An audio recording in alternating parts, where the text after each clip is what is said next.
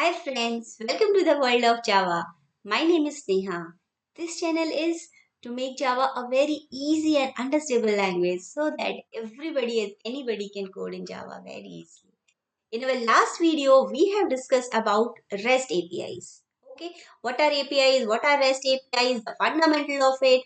Then we also discussed about request and response, and we have also created a small application with the help of Spring Boot. Okay, so if you guys missed those video, I request you to please go through it once again. I have provided link in the description box. Okay, today in this video, we're going to discuss HTTP methods. Okay, so what are HTTP methods? HTTP methods are the functional backbone of your REST API. Now, whenever you want to implement any functionality, any CRUD functionality in REST API, you always use HTTP methods. Okay, so HTTP methods are also known as HTTP verbs or only verbs. Okay, so in HTTP version 1.0, there were only three methods: get, post, and head. But in HTTP 1.1 version, put, delete, option, trace, and connect, they are also included. So there are so many methods provided by HTTP, but the five common method used in any application are the get method, the post method, the put method, the pass method, and the delete method. Okay, so these methods used to implement the CRUD functionality in any application. Now, this is where it lies. There is client, there is server, and in between that client and server, they communicate with the help of these methods. Okay, so let's discuss these methods one by one. So we'll start with get method. So get method, as name suggests, you are getting something, right? If you want to get or fetch data from remote application or remote server, then you always use get method. So get is equivalent to your read in CRUD analogy. Okay. So the only drawback of get is this request can be cached and it has certain length restriction. Okay. So it should not be used with sensitive data because your data is shown in the URL. So that is, you know, that is not safe for sensitive data. Okay, so this is the structure of your get request. That this is the URI student Sneha, and this is the version of it. Now student is again my resource and Sneha is my path variable. So this request is getting student data, filter the information on the base of Sneha. So it is fetching only the student Sneha record. Okay, and these below part are the part of your header again is the metadata of your request. Okay, now moving to post. The post is what you are posting something, you are creating something. Okay, so post is used to either create or update a resource. Okay, post request is not cached, it is not cached, and there is no restriction of data length in post. Okay, but what are the drawbacks of it? It is not safer. Why we say it is not safer? Because it changed the state of your data. When you are creating something, adding something, the state of your main resource or data is changed. So that's why we call post is not safer and not idempotent. Idempotent means when you hit the same request again and again, the response is not the same. So post is either not idempotent and safer. Okay, so this is the structure of post request, your URI, and these are your headers. And lastly, so in post request, you have the request payload or request body. So this is important. Why? Because you are creating something. For creating something, you should have some data. So data is passed through your request payload or request body. Okay, and post is equivalent to your create in CRUD analogy, right? You are creating something. Then move to Put method. So put is what? Put is the ideal candidate for updating any information, right? Updating a resource in the remote server. So you will say like put is also updating and post is also creating and updating. What is the difference? So there is a lot of difference. Now create is you are creating a bunch of data over there, but out of that bunch of data, if you have to only update one record, for that put is used. Okay, and put is idempotent, right? Idempotent means if I hit put request same like many times, it will give me the same result. Okay, and this is also safer. So two main difference of your put and post are: put is idempotent, post is not idempotent. And put is safer, it is not changing the state, but post is not safer. Okay, and this is your structure of it. This is the upper part is your URI, again the resource name and the ID. Okay, of like here we set the filter value also, because I want to update a particular record, not all record, right? So we have to send some IDs also over there. And this is your request payload, like what data corresponding to that ID you want to update. So for that, put method is there. Then we have patch method. Okay, so this is a very common interview question also. What is the difference between put and patch? Because both are actually updating the resource. Okay, but there is some difference between both. What is that? Patch is for partial modification of resource. So your put is for updating the whole resource, but patch is used for updating the partial part or partial modification of resource. Okay, so if we want to don't want to change the whole record, like Sneha's full information is there. I don't want to change the whole record, I only want to change the age of Sneha, right? For that operation I'll not use put, I will use always patch. Okay, so patch structure is also similar to your put. This is the URI. Here you pass the path variable or ID something. Here I am passing the name, and then it has the request payload also. Now in earlier application, you see we have passing the whole record over there, right? If I want to change or not, but I have to pass the whole record, whole model class, right? But here in patch, we can just send only that fields which I want to change over there. Okay, so that is the main difference. Then lastly, we have delete methods for deleting any information at remote server. Okay, so it is used to delete a resource. It is equivalent to D in our CRUD analogy, and delete method is idempotent and unsafe. Why unsafe? Anything which is changing the state of data is unsafe. And idempotent is what? Hitting again and again, giving me the same thing. Okay. So this is the URI of delete, and delete is only showing you the header, because we are deleting something, we don't pass any value regarding to that. Okay. So these are all 5 methods which are very important, and we should know in which scenario we should use these methods. So as we started from our last video, like we'll do some theory part and then corresponding practical implementation of those concepts. So we'll continue that in today's video also.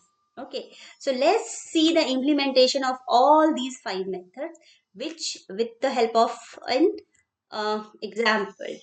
Okay, so this is our STS. We have created a hello world application in our last video.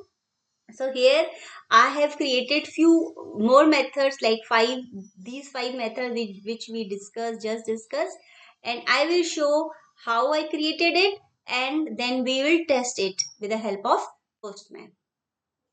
And guys, please remember, I have not used any database for this practical implementation. I have just used a array list, and we are doing the modification on those array list.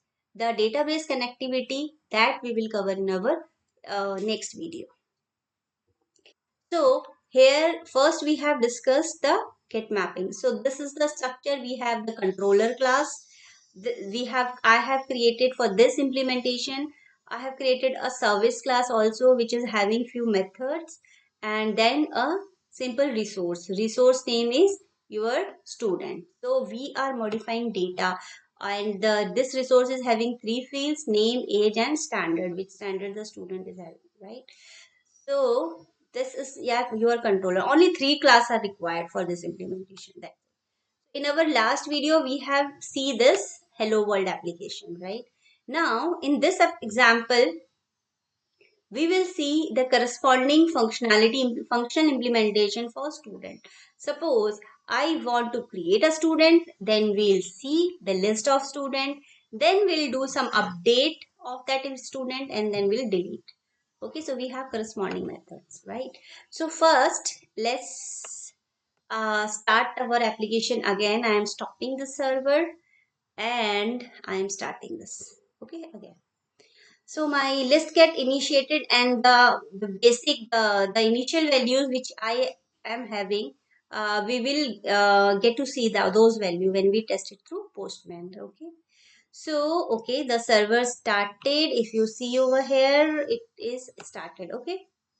Now we'll check through Postman, right? Now here the hello was our last application. So here I say students, and the method is get students. Is this method is actually implementing, see, this method is nothing, it is returning me the list of your uh, list of all students right here. So it is just returning you the list, student list. So student list is nothing, it's just a list or array list I have created, and the basic values is Sneha and Alex. So if I hit this get request for student, it should show me Sneha and Alex. Let's see here. In the response, we are getting two values, Sneha and Alex. So get is working fine. And if I want to, see only particular student like Alex, okay, and if I say send that, so see, only Alex record is getting fetched. So this is the use of get request. It is fetching data for the particular user or student or all the student, right? So this is the implementation for your uh, get. Okay, so first get request is for getting the whole data of students, and this second one, the second one I am passing the path variable over there. So here in our example I passed Alex and it filtered the data based on Alex. Okay, so this is the get implementation. Okay, now post. So suppose we create a new student over here. So I, in our request body, we can have these three values are there. So I am creating a new student. This is get. I will change it to post. And here the URI is only students. Here I am changing the name of it. I say Avya, 10 years old, in fifth class. Okay, so this new record I want to insert, and I'll say post and I'll say send. See, it is saying me one, and here if you check the status of it, it is saying 200. Okay, means what? This request is successful. Now again to test it, we will go to get, and I say get student, list of all students. See, my Avya is created over here. So this means we have we fetch the data and we create a new data. Okay. Now what next? We will update it. Okay. So for updating we have this put method over here. So, okay. So what put method is doing? It is updating the data. See, now in the same data we'll change the request over here. I am saying put over here. Okay. And why? Because see, for any put request you need to pass some filter value, Why? Because you need to update a particular record. For that, suppose I am saying Alex. Okay, I want to change the data for Alex. So Alex information is 10 5, and name I will change Alex. Alex is there 10 5. So standard, instead of 5, if I say 6, I want to make it 6. And put request, I am updating. I want the earlier the record was like this: Alex age 10 and standard 5. Now I want to make it Alex 10 and 6. This is the updated value I want to I want to do for Alex. So now if we hit it, see, one means see here. Every time if you get 200, okay, that means your request is successfully executed. Now again, to test it, we see from get, and I see Alex. So it should show me 6. See, it is updated. Now this is the functionality for put. Now do it for patch. Okay, so patch, I we don't need to send the whole record. That is a difference. Like in put, you have to send the whole record, whether or not you want to update all values, but you have to send the record. But in patch, you can simply send one value. So suppose we say I only want to modify the age of it. Okay, so age of Alex was 10 and I want to make it 13. And patch request is there. Alex I have passed. Let's see what it do. Again 1, 200, okay. Now if we check it with get Alex, so age should be 13 now. See, it is 13. Okay, so my functionality is working according to the methods I have implemented. Okay, now last method is your delete. Okay, so delete, again delete for I cannot say student, so that will delete everything, right? But I want to delete a particular data. Suppose Alex I want to delete. I said delete Alex I have passed and sent. See, again 200 success. Okay, now if I say get me the list of all students. Okay, what will it do? See, only Sneha and Avya is there. Alex is not there. So this is how your delete is working. Okay. So these are the implementation of all these methods. Get is for getting some value. Okay. Then you have post.